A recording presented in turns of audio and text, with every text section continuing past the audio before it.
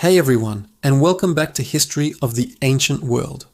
Today, we're journeying back in time to explore one of the most powerful and influential civilizations in human history, ancient Rome.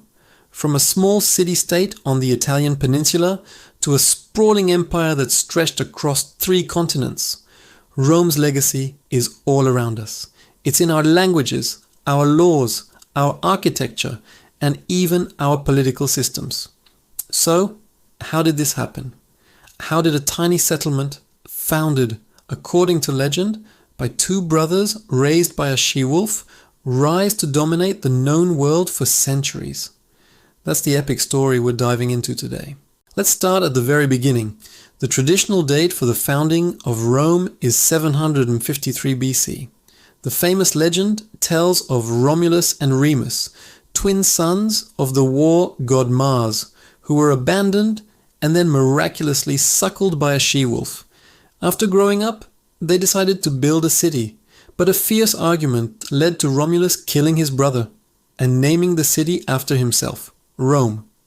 Now, while the story of the she-wolf is likely a myth, it captures the spirit of Rome's origins, a story of struggle, ambition, and divine destiny. Archaeologically, we know that the area was settled by various Italic tribes, like the Latins, and was heavily influenced by its neighbors, particularly the Etruscans, to the north, and the Greeks in the south. Initially, Rome was ruled by kings, 7 of them to be exact, starting with Romulus himself. This period, known as the Roman Kingdom, lasted for over 2 centuries. The kings weren't hereditary monarchs in the way we might think of them today. They were elected by the Roman Senate, an advisory council of elders from Rome's leading families, the patricians.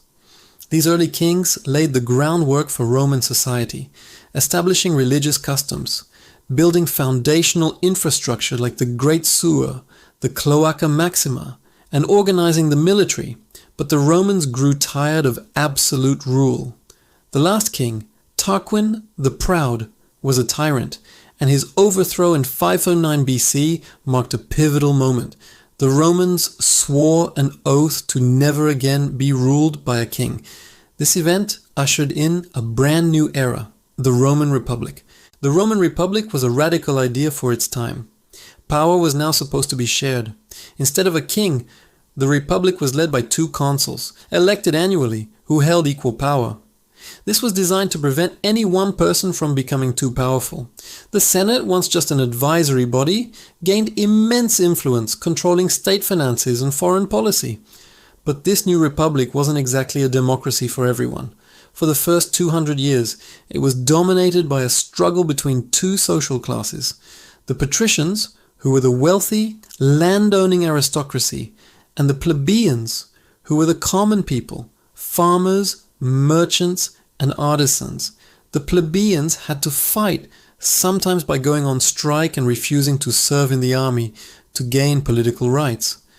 This conflict, known as the Conflict of the Orders, eventually led to the creation of the 12 Tables, Rome's first written law code, and the establishment of tribunes of the plebs, officials who could veto the actions of patrician magistrates.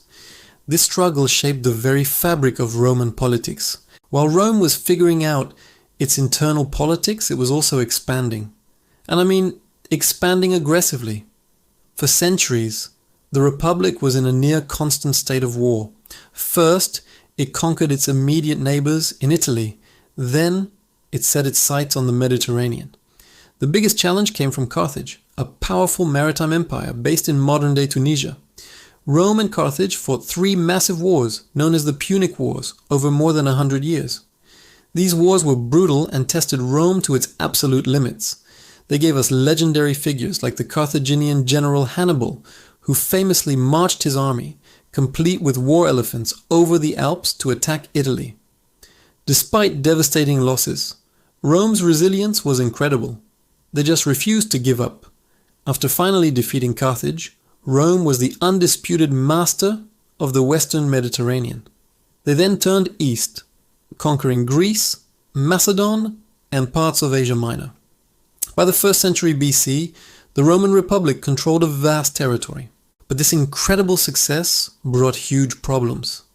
The vast wealth pouring in from conquered lands created massive inequality. Small-scale farmers, the backbone of the Roman army, were driven off their land by huge, slave-run estates owned by the super-rich. The cities, especially Rome itself, swelled with a poor, unemployed mob. The political system, designed for a small city-state, was breaking under the strain of managing a giant empire. This period is known as the Late Republic, and it was an era of intense civil strife, political corruption, and violence. Ambitious generals like Marius, Sulla, Pompey, and of course Julius Caesar raised private armies loyal to them, not to the state. They fought each other for power in a series of bloody civil wars that tore the Republic apart. Julius Caesar is one of history's most famous figures, and for good reason. A brilliant general and a clever politician, he conquered Gaul, modern-day France, which made him incredibly wealthy and popular with his soldiers. Fearing his power, the Senate ordered him to disband his army. Caesar's response was to defy them and march his army across the Rubicon River into Italy, famously saying, "The die is cast." This triggered another civil war. Caesar defeated his rival Pompey and returned to Rome as the most powerful man in the world. He was made dictator for life, and he began a series of reforms, but his ambition and power were seen as a threat to the Republic. On the Ides of March 44 BC, a group of senators, fearing he would declare himself king, assassinated him on the floor of the Senate itself. But the assassins' hope of restoring the Republic was in vain. Caesar's death just plunged Rome into another round of civil wars. The key players were Caesar's loyal general, Mark Antony, and his adopted son and heir, a young and cunning man named Octavian. At first they worked together to defeat Caesar's assassins, but soon they turned on each other. Their final showdown came at the naval battle of Actium in 31 BC. Octavian's forces, led by his brilliant Admiral Agrippa, crushed the combined fleets of Antony and his ally, the Egyptian queen Cleopatra. Antony and Cleopatra fled back to Egypt, where they both took their own lives. With all his rivals gone, Octavian was the sole ruler of the Roman world. The Republic was dead. The Roman Empire had begun. Octavian was a political genius. He knew Romans were tired of war and chaos, but he also knew they hated the idea of a king. So, he masterfully created a new political system. He claimed he was restoring the Republic, but in reality, he held all the real power. He took the title Princeps, meaning first citizen, and the Senate honored him with the name Augustus, meaning revered one.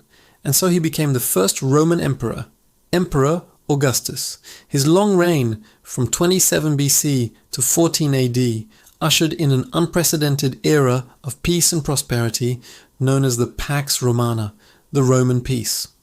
For over 200 years, the Roman Empire was relatively stable. Trade flourished, roads connected the vast empire, and magnificent cities were built, filled with aqueducts, amphitheaters, and temples. Roman law and culture spread throughout the provinces, a process known as Romanization. The empire reached its greatest territorial extent under Emperor Trajan in 117 AD, stretching from Britain in the northwest to Mesopotamia in the east. It was a multicultural empire, a mosaic of different peoples, languages, and religions, all living under Roman rule. Emperors after Augustus varied wildly, from wise rulers like Marcus Aurelius, the philosopher king, to tyrants like Caligula and Nero. The succession was often a bloody affair, and the Praetorian Guard, the emperor's personal bodyguards, frequently played a role in assassinating one emperor and installing another.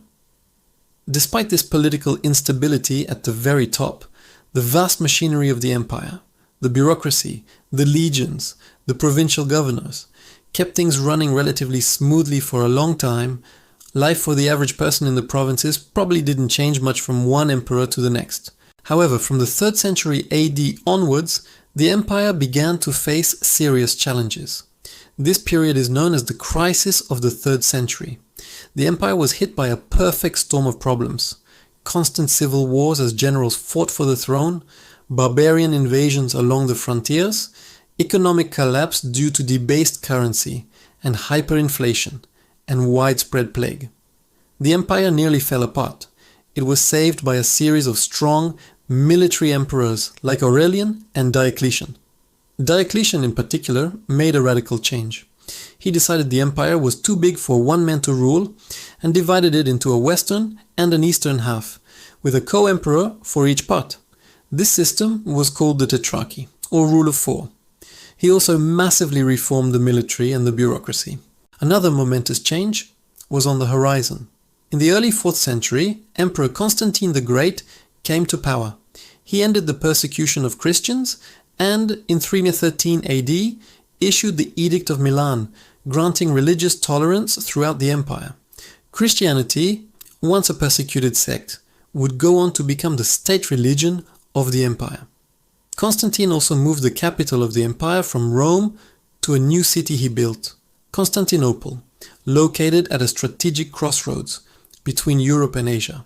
These two decisions, embracing Christianity and moving the capital, would have profound consequences for the future of the empire and for world history. While the Eastern Roman Empire, centered on Constantinople, continued to thrive, the Western Roman Empire was in terminal decline. It faced relentless pressure from Germanic tribes, the Goths, Vandals, and Franks, who were themselves being pushed by the Huns from Central Asia. The Roman army was stretched thin, and the empire increasingly relied on barbarian mercenaries to defend its borders, mercenaries who weren't always loyal. The economy was in shambles, and political leadership was weak. The final blow is traditionally dated to 476 AD, when the last Western Roman emperor, a young boy ironically named Romulus Augustulus, was deposed by the Germanic chieftain Odoacer. The Western Roman Empire had fallen. But the story of Rome doesn't end there. In the East, the empire, which we now call the Byzantine Empire, would survive and flourish for another 1,000 years, preserving Roman law, Greek culture, and Christian tradition until it was finally conquered by the Ottoman Turks in 1453. Rome's legacy is immense and undeniable. It shaped Western civilization in countless ways. The Romance languages, like French, Spanish, Italian, and Portuguese, all evolved from Latin. Our legal systems are heavily based on Roman law. Our architecture is filled with arches, domes, and columns inspired by Roman buildings. And the idea of a republic, of a government of laws, not men, is a direct inheritance from Rome. The story of ancient Rome is a timeless epic of rise and fall, of incredible achievement and tragic failure. It's a story that continues to fascinate and teach us today. Thanks so much for joining me on this journey through Roman history. It's a massive topic, and we've really only scratched the surface. If you enjoyed this video and want to see more deep dives into the ancient world, make sure to hit that like button, subscribe to the channel, and ring the notification bell so you don't miss our next adventure. Let me know in the comments which part of Roman history you find most fascinating. Until next time, stay curious.